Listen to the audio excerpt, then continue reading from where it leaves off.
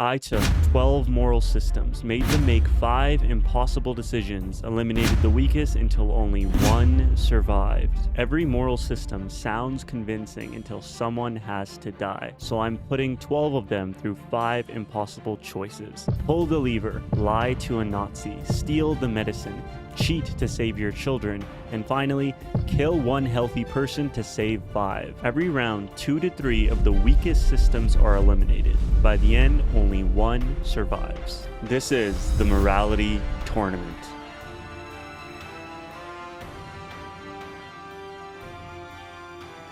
Now, before I start eliminating centuries of moral philosophy, let's meet the 12 contenders.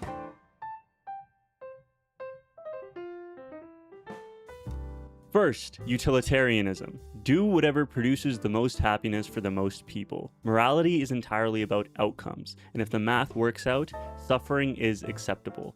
That's Jeremy Bentham and John Stuart Mill, and it might be the most influential moral idea of the last 200 years. Next, we have deontology. Some things are just wrong regardless of consequences. Morality is about duties and rules, not results. You don't lie, you don't use other people as tools, ever. That's Immanuel Kant, and as you'll see later, he meant that absolutely. Next, we have virtue ethics. Stop asking what the right action is and start asking what kind of person you want to be. Morality is about character, courage, honesty, compassion. Aristotle built this one, and Confucius also arrived at similar conclusions around the other side of the world. Divine command theory. Something is moral because God commands it. Morality has an author, and human reason doesn't get a vote. This one runs right through medieval theology, argued most sharply by William of Ockham. Next, egoism. Rational self-interest is the foundation of morality. Always act to maximize your own well-being. This isn't chaos, it's disciplined, calculating self-interest. Thomas Hobbes laid the groundwork, and Ayn Rand turned it into a movement. Next is care ethics. Morality is about relationships. We owe more to the people we love than we do to strangers. And real ethical decisions start with empathy rather than calculation. Carol Gilligan and Nell Noddings built this out in the 1980s as a direct challenge to almost everything else on this list. Next is contractualism. An action is moral if it follows principles nobody could reasonably reject. Morality is whatever rules rational people would agree to from a fair starting point. John Rawls gave us the framework, and T.M. Scanlon sharpened it into the version we're using here. Next is existentialism. We are condemned to be free. There are no pre-given values and no divine blueprint. We create meaning through our choices, and we carry the full weight of them. That's Jean-Paul Sartre and Simone de Beauvoir, writing in the wreckage of the Second World War. Next is natural law. Human reason applied to human nature reveals moral truth. No God required, no social contract needed. Our rational nature itself tells us what's right. Thomas Aquinas systematized it. The roots run back to Aristotle, and it's the backbone of most of Western legal tradition. Next, we have Stoicism. Virtue is the only true good. Everything external, including wealth, pain, and death itself, is ultimately beside the point. Your duty is to act rightly regardless of what you get in return. Marcus Aurelius, Epictetus, and Seneca, and it's having a serious cultural moment right now.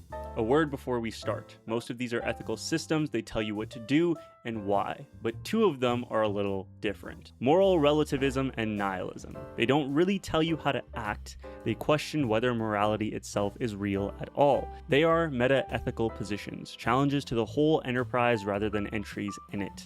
I'm including them anyway, because if they can't survive the same tests as everyone else, that tells us something quite important. Moral relativism. There are no universal moral truths. What's right depends on your culture, your context, and the century you were born into. Morality is a human invention, and no version of it is objectively better than another. Ruth Benedict and Gilbert Harman are the names here. Nihilism. Morality is a fiction. There's no right and no wrong. The universe is indifferent, and meaning is something we project onto a void that doesn't really care. This one usually gets pinned on Nietzsche, though it's worth saying he diagnosed nihilism far more than he ever celebrated it. Now we know all the frameworks, let's move into round 1.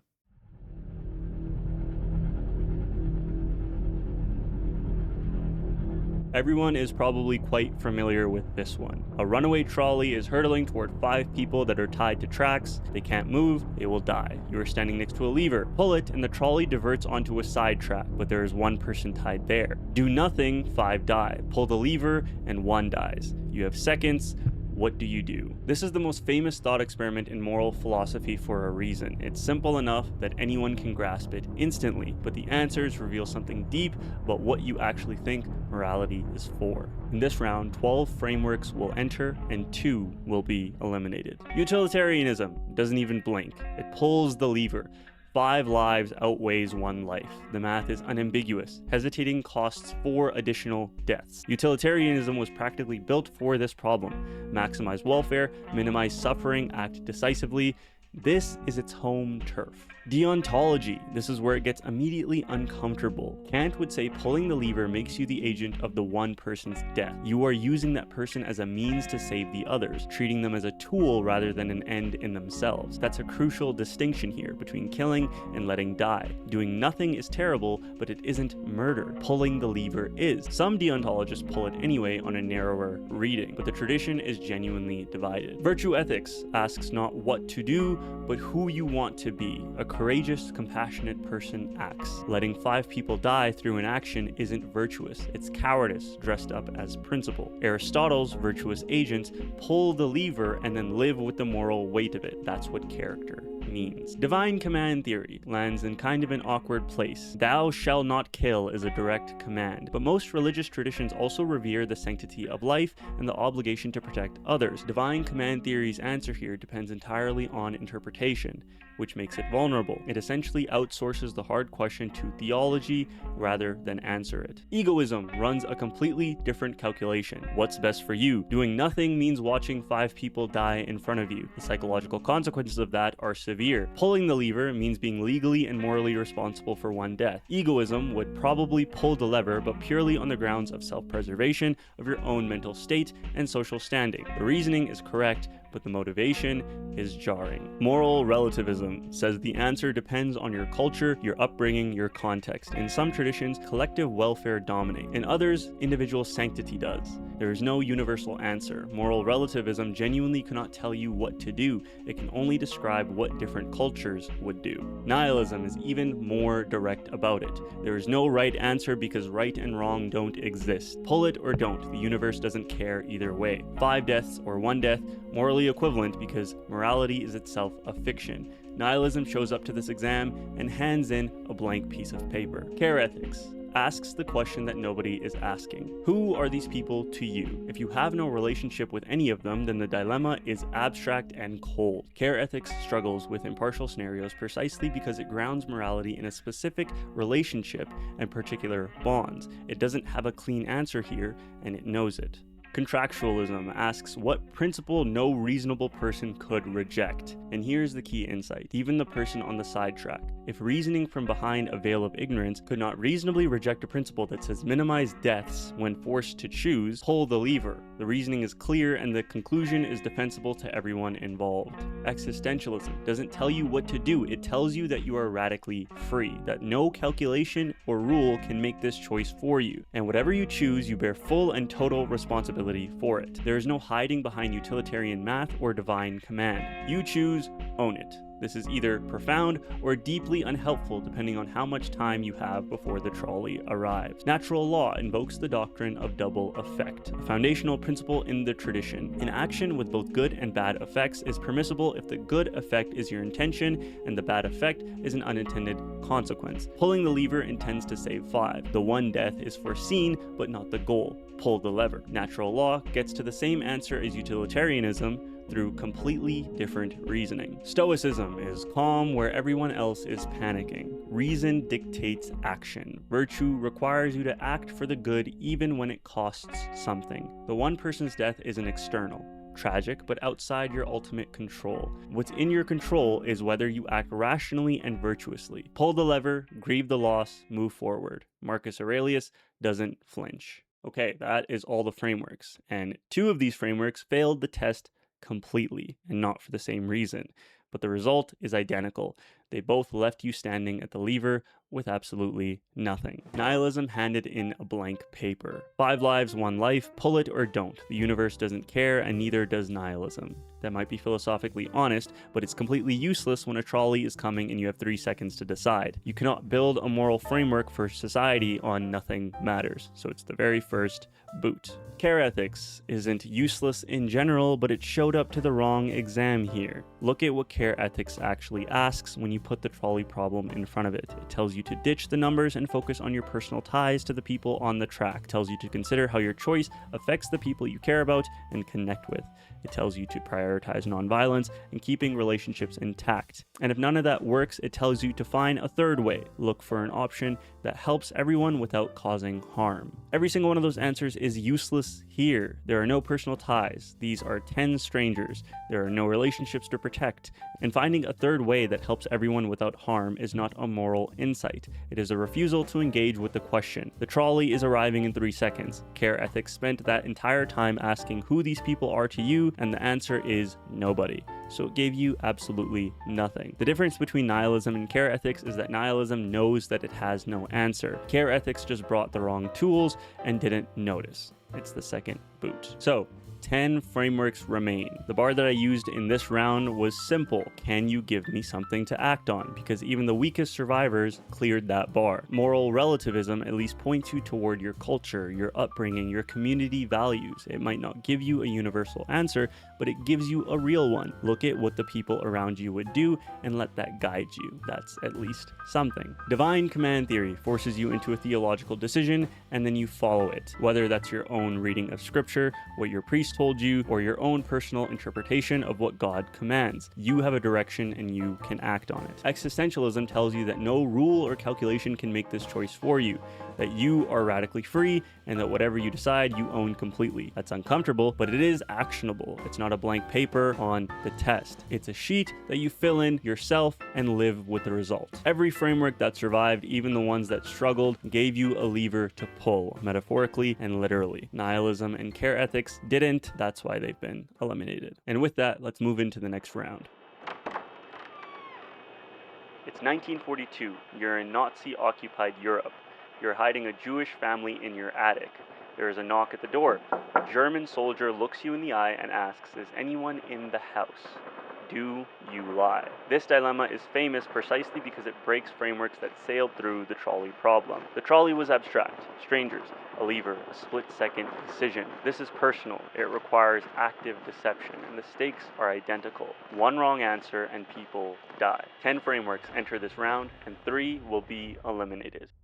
Utilitarianism doesn't hesitate, lie. The calculation is even more obvious than the trolley problem. A small act of deception against a Nazi soldier versus the lives of an entire family. Lying here produces dramatically better outcomes than telling the truth. Utilitarianism has no sentimental attachment to honesty as an intrinsic value. Truth-telling only matters instrumentally, and here the instrument should be a lie. Deontology walks into its most famous disaster. Kant himself actually wrote about this. He said, "You cannot lie even to the murderer at the door." The categorical imperative demands you act only on maxims you could universalize. If everyone lied whenever they calculated it beneficial, the entire institution of truth-telling collapses. The soldier is owed the truth because the duty not to lie is absolute. Now, many neo-Kantians actually reject this conclusion, arguing that there is a conflicting duty to protect innocent life that overrides honesty. But Kant's own answer is genuinely, historically, devastatingly, tell the truth. Virtue ethics navigates this gracefully.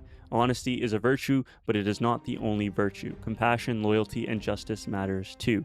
Aristotle's concept of practical wisdom, phronesis, exists precisely for situations where virtues conflict. A person of genuine good character doesn't robotically apply one virtue at the expense of everything else. They weigh, they judge, they act. A courageous and compassionate person lies to that soldier without internal contradiction. Divine command theory, more interesting here than it was on the trolley problem. The Bible explicitly celebrates Rahab, who lied to protect Israelite spies and is praised for it. Most religious traditions have a strong tradition of protecting the innocent that sits alongside the prohibition on lying. Divine command theory probably gets to the right answer here, lie, but through a maze of theological interpretation rather than clear principle. Egoism likely lies, but the reasoning is uncomfortable. What's best for you? If the family is found, you face guilt, probable execution, the destruction of your own social world. If you lie and protect them, you preserve your relationships, your psychological well-being, your survival. Egoism lands on the correct answer for entirely self-serving reasons. It's not protecting the family, it's protecting itself. Moral relativism, again, describes rather than prescribes. In cultures where loyalty to community supersedes abstract truth-telling, you lie. In cultures where honesty is paramount, maybe you don't.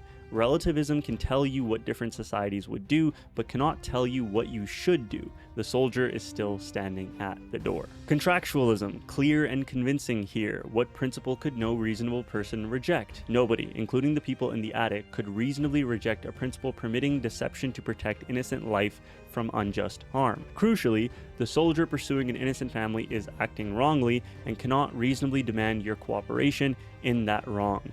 Contractualism lies, and it has a principled reason that holds up. Existentialism cuts through the noise. No rule compels you either way. You are radically free. But here's the key move that existentialism makes. The person who tells the truth while hiding behind "I couldn't lie, it's against my principles" is acting in bad faith. They're using a rule to avoid the weight of a genuine choice. Existentialism says, own your freedom. If you value the family's life, you lie, and you can own that completely. Bad faith is the only thing existentialism actually condemns. Natural law has a sophisticated answer that most people don't know about. The tradition distinguishes between lying to someone with legitimate claim to the truth versus lying to an unjust aggressor who has no right to that information whatsoever. A Nazi soldier hunting innocent civilians has forfeited any claim to your honest cooperation. You have no moral obligation to assist in justice with truth. Natural law lies, and it does so with a principled framework that predates the dilemma by centuries. Stoicism wrestles with this more than it did with the trolley problem. Honesty is a component of virtue, and Stoics take that seriously. But justice, acting for the rational good, protecting innocent life, ranks higher. Marcus Aurelius would recognize that lying to protect the innocent isn't a failure of character, it's an expression of it. Reason guides you to the lie. The discomfort isn't external, acknowledged, then set aside. So, 3 frameworks leave this round, and this dilemma is more revealing than the trolley problem for one important reason. Most people intuitively would lie here. Pulling a lever that kills someone is genuinely hard. Lying to a Nazi soldier to save a family, that feels obvious to almost anyone, which means any system that gets this wrong isn't just philosophically awkward, it's actively out of step with basic human moral instinct. Moral relativism is eliminated first. In the trolley problem, it at least pointed you somewhere toward your culture, your community, your upbringing. Here, the same move becomes dangerous. Looking across cultures and perspectives to figure out whether to lie to a soldier hunting a Jewish family is not just slow, it can lead you to the wrong answer entirely. Some cultural frameworks historically have prioritized absolute obedience, absolute truth-telling, deference to authority. Relativism has no mechanism to tell you those frameworks are wrong, and if your ethical system can plausibly talk you into handing over an innocent family because that's what your culture would do, it has failed. So moral relativism gets eliminated. Existentialism goes second, and this one stings a little because it's genuinely interesting as a philosophy, but this dilemma exposes the same core problem it had in round 1. It doesn't give you an answer. It warns you against bad faith, tells you that you are radically free, tells you to own your decision completely, but the soldier is at the door right now. Existentialism is a philosophy of how to live with your choices, not a guide for making them under pressure. So existentialism is eliminated. And then there's the third elimination, which is the most significant of the round. Deontology. Kant's answers to this scenario, he genuinely argued that you cannot lie to even a murderer at your door. And this dilemma shows exactly what is most wrong with deontology as a framework. It has decided that lying is categorically impermissible, one of its hardest rules, and it applies that rule even here, even to a Nazi soldier, even with a family's life in the balance. Deontology is essentially arguing that the act of lying is morally worse than the outcome of people dying. That is not something that most people can get behind, and frankly, neither can I. Now, neo-Kantians have tried to rescue this. They argue that there are competing duties, that protecting innocent life overrides honesty, that Kant's own conclusions were a mistake. Maybe, but we're gonna go off what the framework actually says, and the part that Kant actually defended himself. Deontology is eliminated. So, here's where we're at. 7 frameworks remain, and each one of them lied to that soldier. Now, let's move into the next round.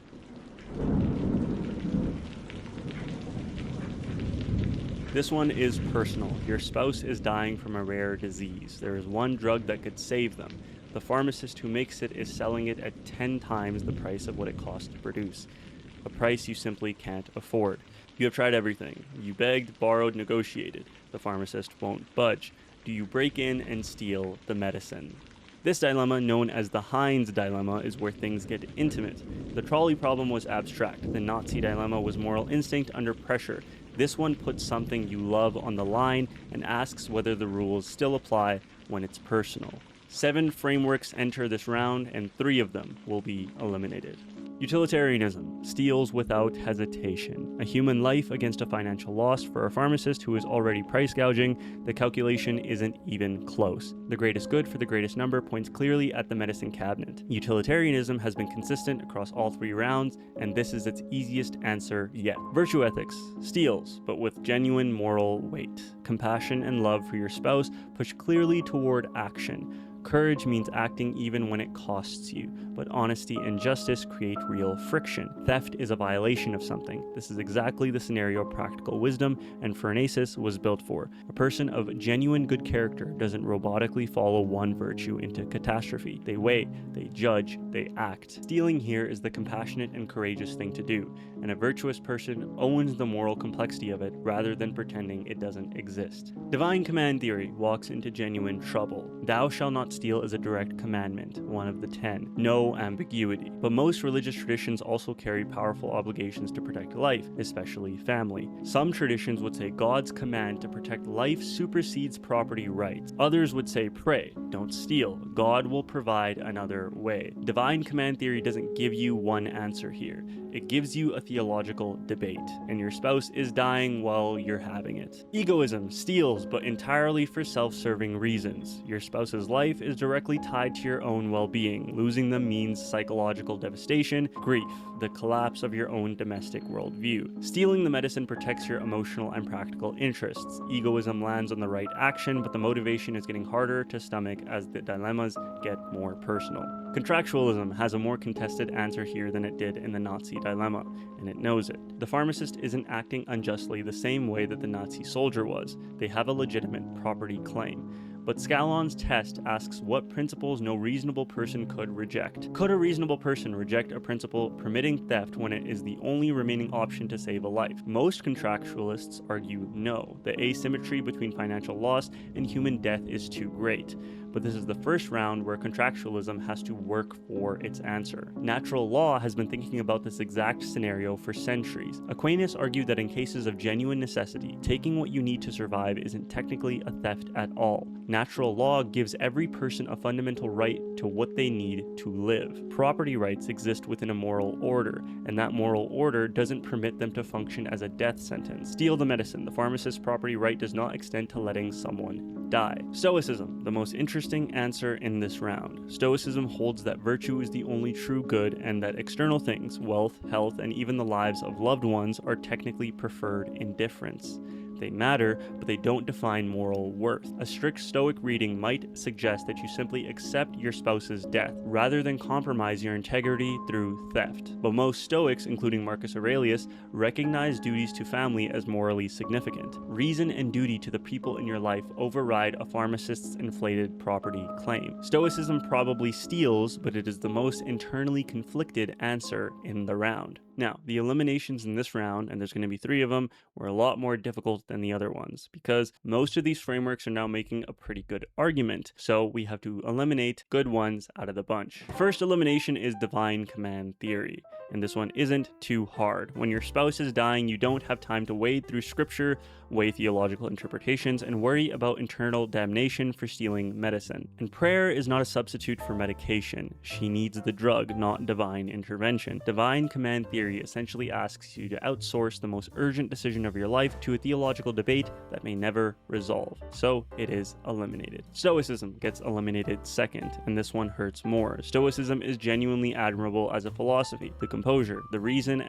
the discipline under pressure, but that same quality becomes a liability here. The strict Stoic reading entertains the possibility of simply accepting your spouse's death rather than stealing, treating her life as a preferred indifferent rather than a moral imperative. Even if Stoicism ultimately fights its way to the right answer, the fact that it has to fight its own internal logic to get there means it's not a framework you can trust when everything is on the line. If I'm already at the pharmacy window, Stoicism is still having a conversation with itself. That's why it is eliminated. Which brings us to the final cut, and this is where things get difficult. I'm picking between contractualism and egoism. Both steal the medicine, both get to the right answer, so what separates them? Here's the problem with contractualism, and it's a structural one. Contractualism is architecturally designed for institutional and social questions. It asks what rules rational people could agree to from behind a veil of ignorance, what principles no reasonable person could reject. That is a powerful framework for designing systems, writing policy, thinking about justice at the level of society. But you're not designing a system in this current scenario. You're standing in a pharmacy at midnight with your spouse dying at home. What rules could no reasonable person reject is the wrong question for this moment. Contractualism is a framework for building the world, not for navigating the most personal crisis of your life. It arrived at the right answer through the wrong architecture, and that is enough to send it home. Contractualism is eliminated. Which leaves egoism standing, and I want to sit with that for a second because I know how it sounds. Egoism's reasoning throughout this tournament has been relentlessly self-serving,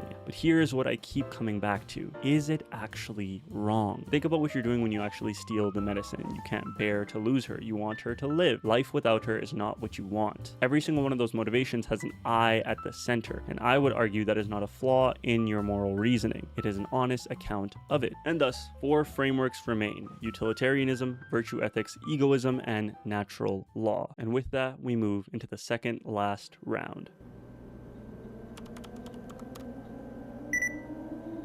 You're a government official overseeing the distribution of a limited supply of life-saving vaccines during a deadly epidemic. There are strict protocols, an impartial list, a fair system, everyone follows the same rules. You have access to that system. Your children are not on the list. They will not get a vaccine. If you do nothing, they will almost certainly die. Do you use your position to fraudulently move them up the list, knowing that doing so will push someone else's children down the list? This is the hardest dilemma yet, and deliberately so. Every previous scenario had a relatively clean answer that most people could live with.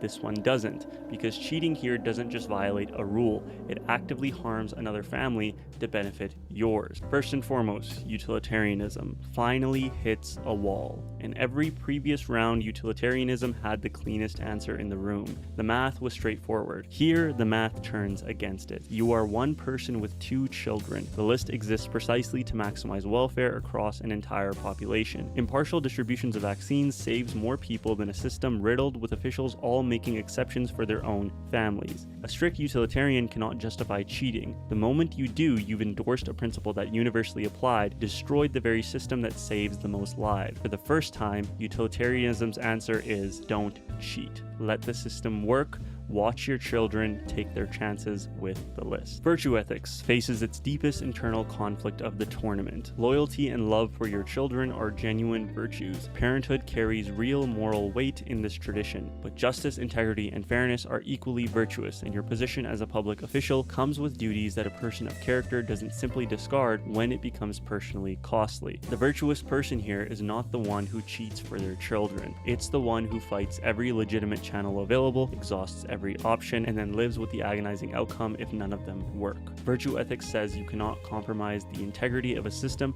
that protects everyone to advantage your family. It is perhaps the most painful answer in the round. Egoism cheats immediately. There is no deliberation. Your children's survival is directly and completely tied to your own well-being. No calculation produces an outcome where you let them die to preserve an impartial system you have the power to override. Egoism has been consistent throughout this entire tournament, and here it is at its most raw. Self-interest doesn't apologize. It moves the names up the list and deals with the consequences later. Natural law. This is natural law's hardest moment in the entire tournament. On the surface, it should say, don't cheat. It has a deep tradition of respecting legitimate authority and just institutions. But there is something else here that cannot be glossed over. You are not just saving your children, you are knowingly pushing someone else's children down the list. There is harm built directly into your act, not a side effect, not an unintended consequence. consequence. The mechanism of saving your children is displacing someone else's. Natural law's own doctrine of double effect, which will carry it through every other round, should have a genuine problem with this. What keeps it alive, barely, is Aquinas' principle of necessity and the foundational claim that parents carry a natural moral duty to protect their children, not sentiment, a moral obligation embedded in human nature itself. Natural law leans towards cheating, but narrowly, and it knows the ground beneath it is shakier than it has in anywhere else in this competition. So, two frameworks leave this round, and I think the distinction for me is largely instinctual. My immediate instinct when I read this dilemma was to cheat. I'm moving my children up the list, full stop. Now, do I recognize that that is unfair to the system? Yes. Do I understand that the list exists precisely to prevent this kind of decision? Yes. Do I understand that universally no child matters more than any other child? Yes. But these aren't universal children. These are mine, and I recognize the tension in that completely. I'm essentially saying my children matter more than someone else's, which is a statement I cannot defend on any impartial moral grounds. I know that. I would carry the guilt of that decision for the rest of my life, and I would still make it. The first elimination is utilitarianism. Utilitarianism's answer here is intellectually honest, and I respect it. The system saves the most lives. Exceptions destroy the system, therefore don't cheat. That logic is airtight. But utilitarianism is asking me to be a calculator when my children are dying, and it's asking me to be impartial about the least impartial thing in my life. It's eliminated not because it's wrong, but because I cannot follow it here, and I don't think most parents honestly could either. The next is virtue ethics, which hurts even more to eliminate. The argument that a person of genuine character exhausts every legitimate option and then lives with the outcome is genuinely admirable. It is probably the morally correct answer in some abstract sense, but virtue ethics is asking me to be a better person than I am in this moment, and I think it's asking that of most parents. The virtuous outcome and the human outcome are not the same thing here, and a framework that requires me to be more than human to follow it has a problem. That's why it is eliminated. What kept egoism and natural law alive is that they both arrived at the same place that I did, but through arguments that I can actually stand behind. Egoism is honest about it. I want what is best for me. That's not a noble motivation, but it is a true one. Natural law goes deeper. It says I owe a duty to protect my children that is not merely personal preference, but a foundational moral obligation embedded in human nature itself. That isn't selfishness. That is a recognition that parenthood carries real moral weight that no institutional system can simply override. But I want to be honest, natural law barely survives this round, and it has a problem here it cannot fully escape. Moving your children up means someone else's children move down, and that harm is built into the act. Natural law's doctrine of double effect should be troubled by that, and it is. So we have our two finalists, egoism and natural law. Two very different justifications, same decision, both of them moving forward. Now let's move into the final round. You are a doctor. There are 5 patients dying in your hospital. They need a heart, lungs, a liver, and 2 kidneys. Without transplants, they won't survive the week. There are no donors. There's no waitlist solution. They are simply going to die. A healthy patient comes in for a routine checkup. You run the tests. They are a perfect match for all 5 dying patients.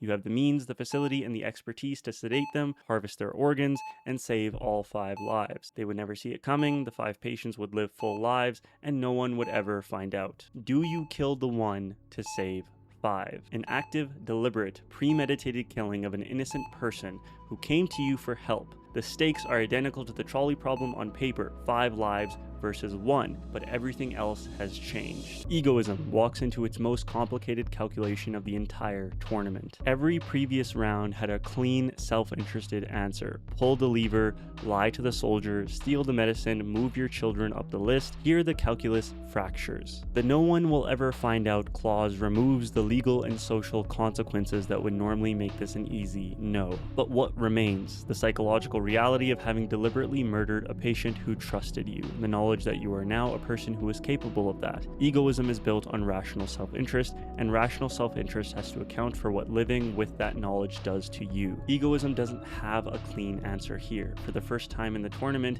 its signature confidence deserts it. Natural law has never been clearer or more decisive. The doctrine of double effect, the very principle that allowed natural law to pull the trolley lever, lie to the soldier, steal the medicine, and cheat the vaccine list, draws a bright absolute line here. The doctrine permits an action with both good and bad effects only when the bad effects is an unintended consequence of pursuing the good. Here, the death is not a side effect, it is a mechanism. You are not saving 5 people and incidentally causing 1 death. You are killing 1 person in order to harvest the parts that save 5. The innocent patient came to you for help, and you would use their body as a resource. Natural law calls this a direct violation of the most fundamental principle in its tradition. Innocent human life cannot be taken as a means to an end, however good. The answer is unambiguous, immediate, and non-negotiable. So, who wins? I personally would not kill the man, and that is what informed my choice. Here is why this dilemma is fundamentally different from the trolley problem, even though the numbers look identical on paper. The trolley problem gives you 5 people tied to a track and 1 person tied to another track. People already in the path of death, already in the equation. You are not redirecting a tragedy that is already in motion. This is different. This is a healthy man who walked into a hospital for a routine checkup. He has not volunteered for anything. He is not in the path of anything. He is living with his life exactly as he should be. And the question is whether I can murder him, not redirect a trolley, not pull a lever, but deliberately sedate and harvest a living human being because 5 sick people need his parts. That does not feel right, and I don't think it should feel right to anyone. Think about what it would mean if it did. If doctors could kill healthy patients to harvest organs whenever the math worked out, hospitals would become the most dangerous place on earth. People die every day from health complications, sometimes no matter what medicine does. It is simply your time. That is a reality that we have to live with. What we cannot live with is the alternative. A world where a healthy person seeking help can be quietly murdered because a doctor ran the numbers and decided 5 lives outweighs 1. That is not medicine. That is something else entirely. Here is what I realized when I sat with this dilemma. Every single round of this tournament, I had relied on instinct to tell me what felt right or wrong. Pull the lever, lie to the soldier, steal the medicine, move my children up the list, don't kill the man. These answers came before the arguments, and that is exactly what natural law posits, that human nature itself contains the seeds of moral reasoning, that most rational people without a philosophy degree, without Kant or Bentham or Aristotle, can arrive at defensible ethical conclusions through the exercise of basic human reason. Now, is that perfect? No. Psychopaths exist. People convince themselves that terrible things are morally justified all of the time. Natural law has real vulnerabilities, and I'm not pretending otherwise. But as a framework for getting most rational people to defensible moral conclusions, most of the time, it held up across every single dilemma in this tournament. Egoism is not wrong to struggle here, and I think most rational, self-interested people would ultimately arrive at the same answer. Don't kill the one. The psychological weight of murdering an innocent person who trusted you, of knowing what you are now capable of, is a self-interest calculation that cuts against the killing even when no one is watching. Egoism didn't fail this round, it just didn't have a principled reason ready the same way that natural law did. So, natural law wins this tournament.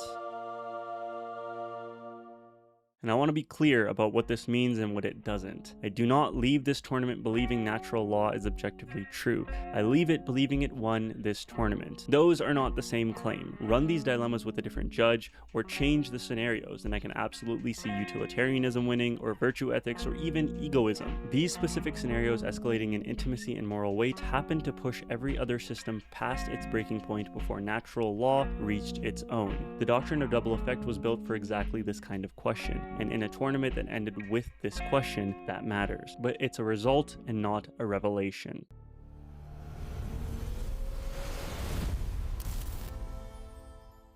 And that concludes the morality tournament. If you liked this video, please consider giving it a like, going down in the comments and letting me know your thoughts, subscribing to the channel if you want more content like this.